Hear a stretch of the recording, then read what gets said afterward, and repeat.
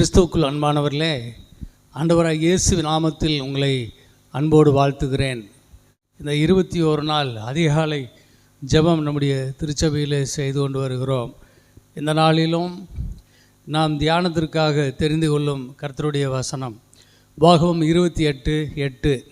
கர்த்தர் உன் களஞ்சியங்களிலும் நீ கையிடும் எல்லா வேளையிலும் உனக்கு ஆசீர்வாதம் கட்டளையிடுவார்.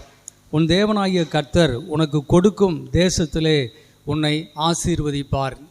ஆபகுக் புஸ்தகம் 1 அதிகாரம் 2 வசனத்தில், கர்த்தாவே, நான் எதுவரைக்கும் உம்மை நோக்கி கூப்பிடுவேன்? நீர் கேளாமல் இருக்கிறீரே. கொடுமை நிமித்தமும் நான் எதுவரைக்கும் உம்மை நோக்கி கூப்பிடுவேன்? நீர் ரட்சியாமல் இருக்கிறீரே. நிறைய நேரங்களில் நம்முடைய ஜெபங்களுக்கு பதில் வரல, நம் மனம் சோர்ந்து போகிறது. ஆகவே தேவ சமூகத்திற்கு முன்பாக உற்சாகமாய் வர அது தடையாக இருக்கிறது. மீண்டும் ஆபகுக் சொல்லுகிறார், ஆபகுக் 2:1-4 வரையிலும், நான் என் காவலிலே தரித்து அரணிலே நிலை கொண்டு இருந்து அவர் எனக்கு என்ன சொல்லுவார் என்று அவர் என்னை கண்டிக்கும்போது நான் என்ன உத்தரவு சொல்ல வேண்டும் என்று கவனித்து பார்ப்பேன் என்றேன். அப்பொழுது கர்த்தர் எனக்கு பிரதி உத்தரமாக, நீ தரிசனத்தை எழுதி அதை கடந்து போகிறவன் வாசிக்கும்படி பலகையிலே எழுதி தீர்க்கமாய் வரை. குறித்த காலத்துக்கு தரிசனம் இன்னும் வைக்கப்பட்டிருக்கிறது. முடிவிலே அது விளங்கும். அது பொய் சொல்லாது. அது தாமதித்தாலும் அதற்கு காத்திரு. அது நிச்சயமாய் வரும். அது தாமதிப்பது இல்லை. 4 வசனத்தில், தன் விசுவாசத்தினாலே நீதிமான் பிழைப்பான். கர்த்தர் தாம் சொன்னதை நிறைவேற்ற வல்லவர் என்பதை நம்பிக்கொண்டார்.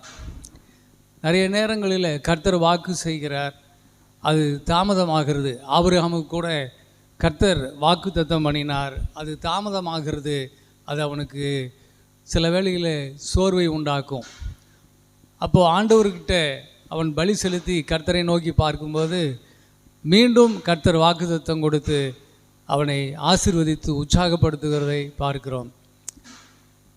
அப்போது மனம் சோர்ந்து போகும்போது கூட இந்த பரிசுத்தவான்கள் தேவனைத்தான் தேடி வருகிறார்கள். நிறைய பேர் கர்த்தரை தேடாமல் அவரை விட்டு வெளியே போய் மற்றவர்களிடத்தில் அவிசுவாசத்தை பேசி கொண்டு இருப்பார்கள்.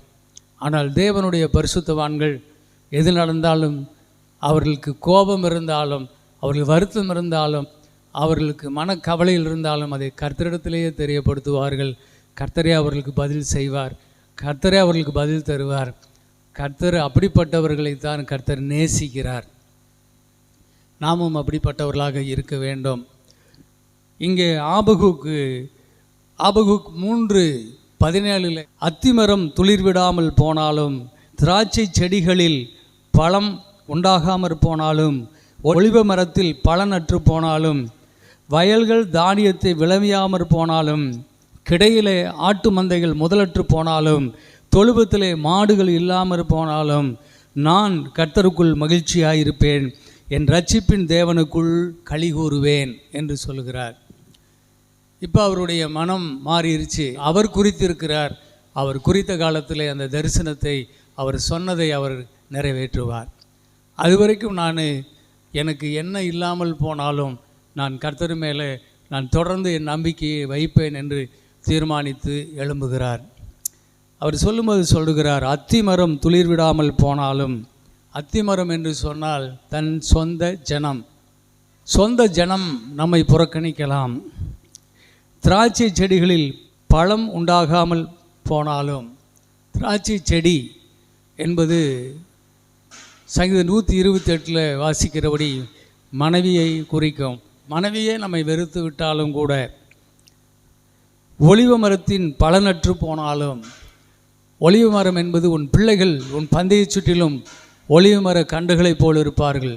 உன் பிள்ளைகளே உன்னை வெறுத்து விட்டாலும் கூட, வயல்கள் தானியத்தை விளைவியாமற் போனாலும் என்று சொன்னால், பஞ்சகாலமே வந்தாலும் கூட, கிடையிலே ஆட்டு மந்தைகள் முதலற்று போனாலும், தொழுவத்திலே மாடுகள் இல்லாமல் போனாலும், என்று சொன்னால் நம்முடைய முற்பிதாக்களுடைய சொத்தே ஆடு மாடுகள் தான்.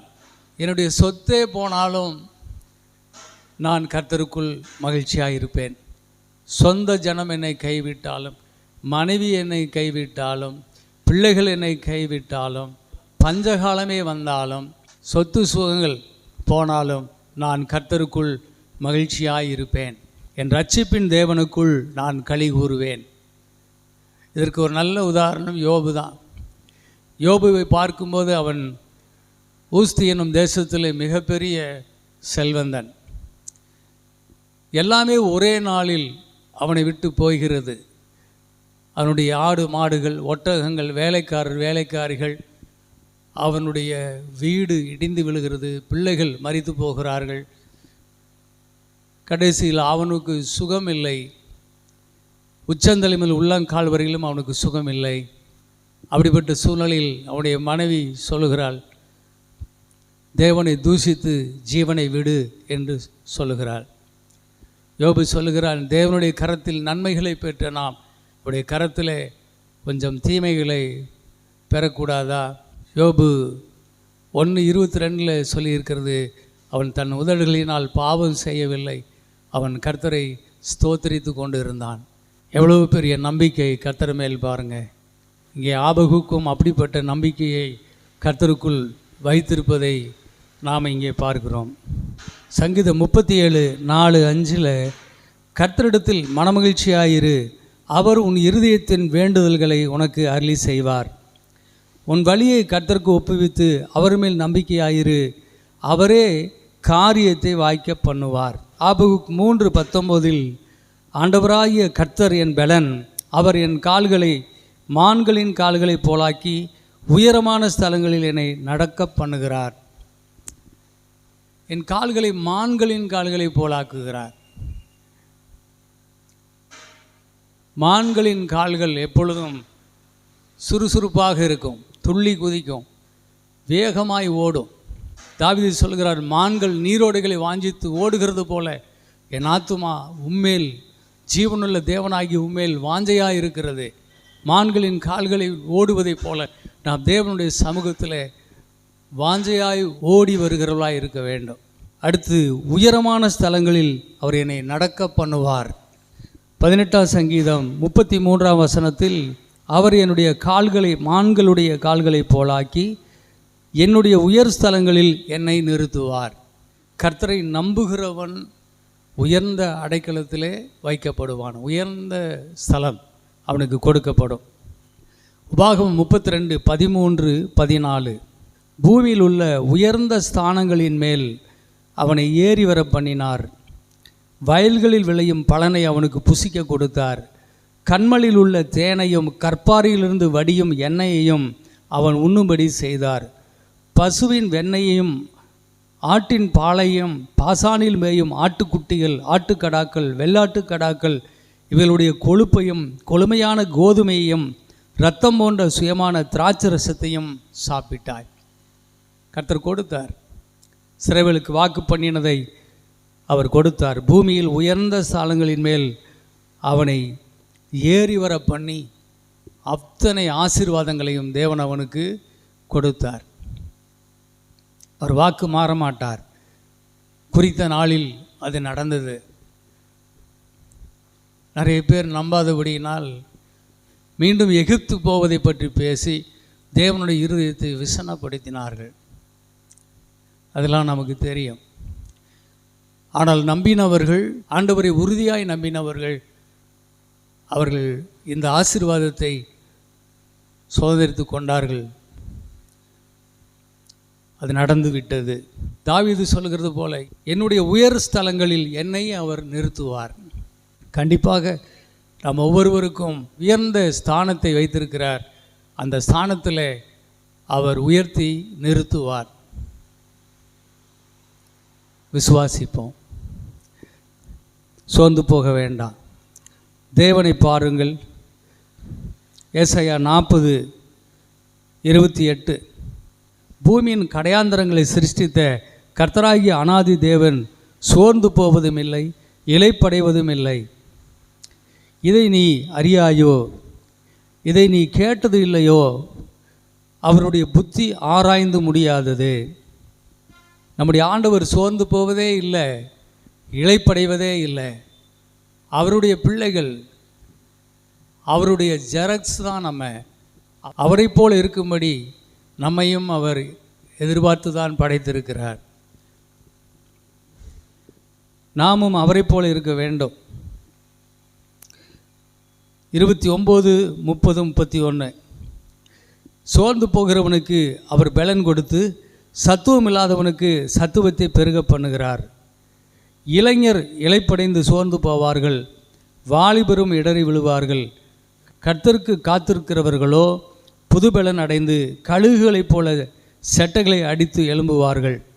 அவர்கள் ஓடினாலும் இளைப்படையார்கள், நடந்தாலும் சோர்ந்து போகார்கள். நாம் விசுவாசத்தோடு நாமும் கர்த்தருக்கு காத்திருப்போம். குறித்த காலத்துக்கு தரிசனம் இன்னும் வைக்கப்பட்டிருக்கிறது. முடிவில் அது விளங்கும். அது பொய் சொல்லாது. அது தாமதித்தாலும் காத்திரு, அது நிச்சயமாய் வரும். அது தாமதிப்பது இல்லை. சோர்ந்து போகாதீங்க. தொடர்ந்து ஜெபத்தில் உறுதியாக இருங்க, விழித்திருங்க. அதிகாலை ஜெபத்தில் அதிக வாஞ்சியோடு எழும்பி வாங்க. கர்த்தர் உங்களை பார்க்கட்டும். உடைய விசுவாசம் அதில் விளங்கட்டும்.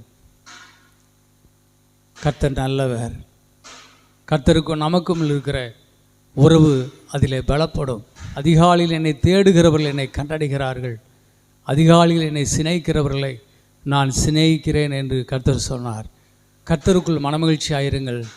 இரட்சிப்பின் தேவனுக்குள்ளே களி கூறுங்கள். ஜெபம் செய்வோம். எங்கள் அன்பாக நேசிக்கிற எங்கள் பரலோக பிதாவே, உமக்கு ஸ்தோத்திரம். சோர்ந்து போயிருக்கிற எங்களுக்கு இந்த வார்த்தைகளின் மூலமாய் நீர் கொடுத்த பலனுக்கு நன்றி. எங்களை மீண்டும் உயிர்ப்பித்ததற்கு நன்றி. இனிமேல் நாங்கள் உற்சாகமாய் எழும்பி மகிழ்ச்சியோடு கர்த்தருக்கு ஆராதனை செய்ய கர்த்தருடைய சமூகத்தை நாங்கள் நோக்கி ஓடோடி வருவோம். அதிகாலை ஜெபத்தில் தொடர்ந்து நாங்கள் பங்கெடுப்போம். தேவனுக்காக வாழ்வோம். கர்த்தர் சொன்னதை நிறைவேற்றி முடிப்பீர்.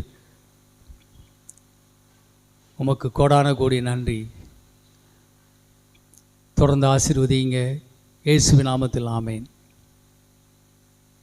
ஆமேன். ஸ்தோத்திரம்.